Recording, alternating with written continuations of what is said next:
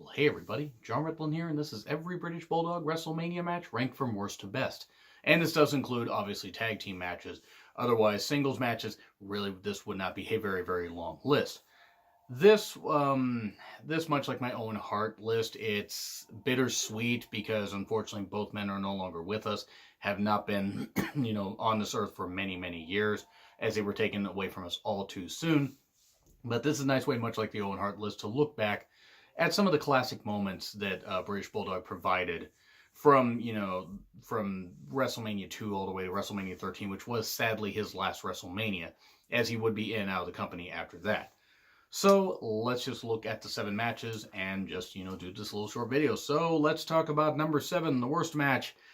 It was the Allied Powers, Lex Luger and British Bulldog versus the Blue Brothers, who thankfully had their Nazi tattoos covered up, the Harris boys and everything.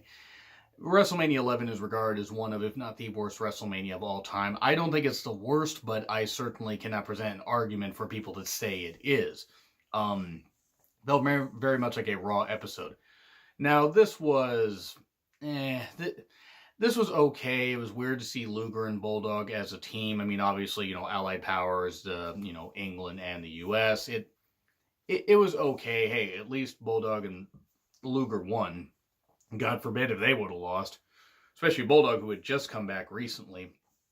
This was decent. I mean, Bulldog at this point will go on to have better matches in '95, and especially in '96, and then really in '97 with that blowaway match with Owen Hart for the European Championship, or in the European Championship finals of that tournament. This match, it's pretty basic. It wasn't bad. I would say out of all the people that I've been ranking, matches of, WrestleMania matches, this one was okay. So he never really had a bad match at Mania, whether in tags or singles. Number 6, British Bulldogs and Coco Beware versus the Islanders and Bobby Heenan at Mania 4.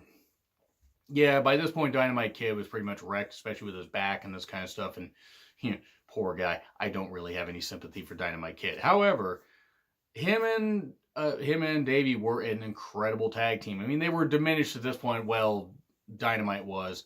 So that's why Coco was there, pretty much like another match I'm going to talk about here in a little bit. And they were facing the Islanders, and Bobby Heenan, he had, many members of his family, and that's kind of what this whole thing was. Heenan feuding a bit with Coco, who was still, at this point, motivated before he got to where he wasn't really doing anything much except jobbing. It was the last match for the British Bulldogs as a tag team at WrestleMania. They would not have won at 5, and by 90, Dynamite was done, and Bulldog had come back to the company in late 90, early 91. It was okay for what it was. It was not the last 6. It was not the first 6-man tag that they would have at WrestleMania, because that was the Bulldogs and Tito Santana versus Dangerous Danny Davis and the Hart Foundation at Mania 3 the year before.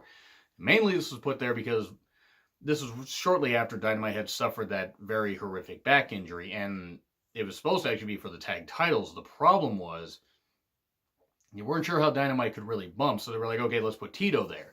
And Tito Santana had a pretty underappreciated run of WrestleMania matches. Actually competed at the first 9.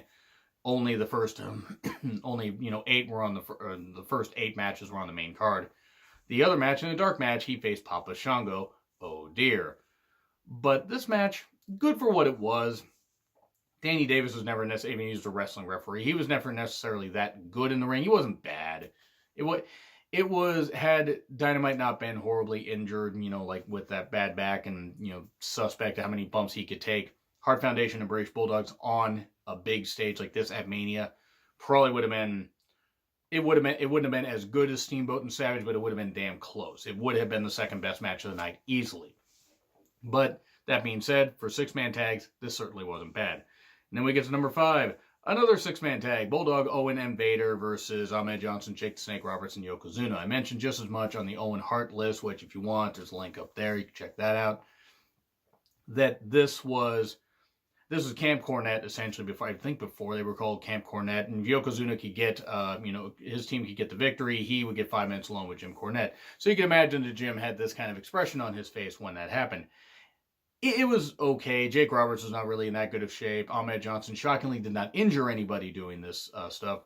Bulldog and Owen always worked well together. Vader was sort of there. He'd just come back from shoulder surgery, so not the best use of them. But still, to get people on the card when Mania 12 actually had a lot, like, a much shorter card, and there were certain people that weren't on it that could have been. This actually, is a pretty good use of 6 guys. And then we get to number 3, Bulldog Owen and Vader, or Bulldog Owen versus Vader and Mankind. I almost went back to the previous entry at Mania 13 for the tag titles. Bulldog had just become European champion before. They were still tag team champions, Owen and Bulldog were, and had great chemistry. I mean, my God, they were so good as a team. Such a goddamn shame they aren't here still. I mean, just such a shame.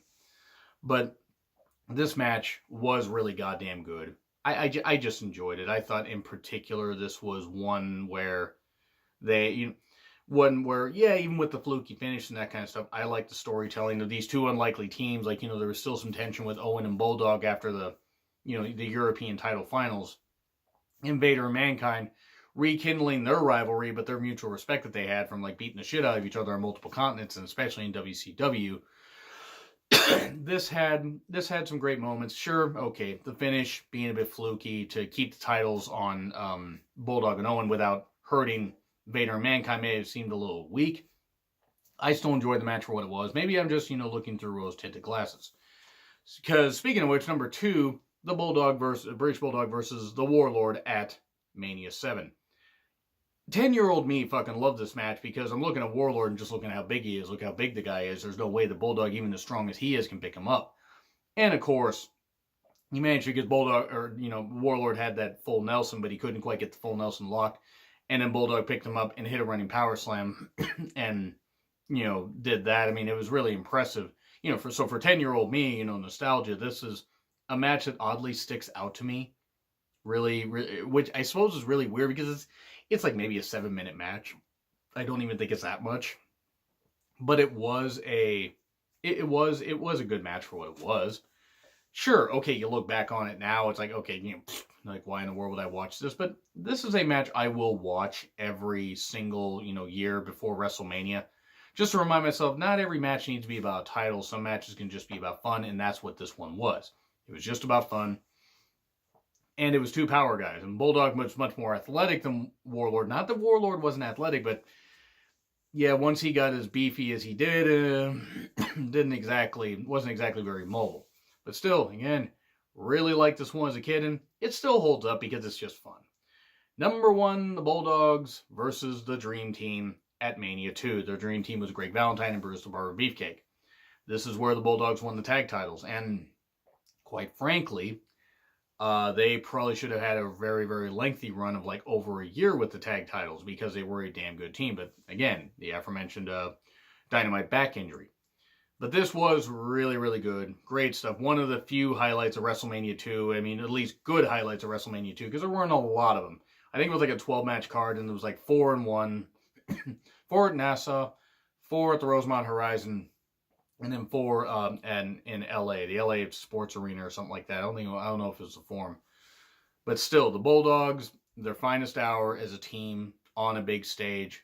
They winning tag titles here. It was great stuff. Honestly, this is how everything should have been done. It's a shame the Bulldog did not get more titles, more like, singles runs in like, at Mania. Maybe if he hadn't suffered the back injury in WCW, he could have had another run from like 2000 to like 2002, 2003. But sadly, because of the back injury, his drug addiction, he was unfortunately, he passed away all too soon. It would have been very interesting to see if he could have gotten back in in-ring shape and, been able to wrestle for another number of years. Sadly, we'll never know, but I'm going to pose the same question I did for Owen Hart, like, at the end of the Owen Hart video.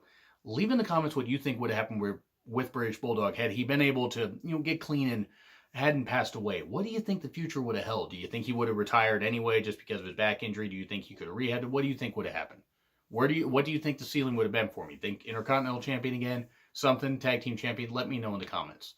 Like, share, subscribe. Twitter handle in the description. I am John Ritlin, and I will see you soon.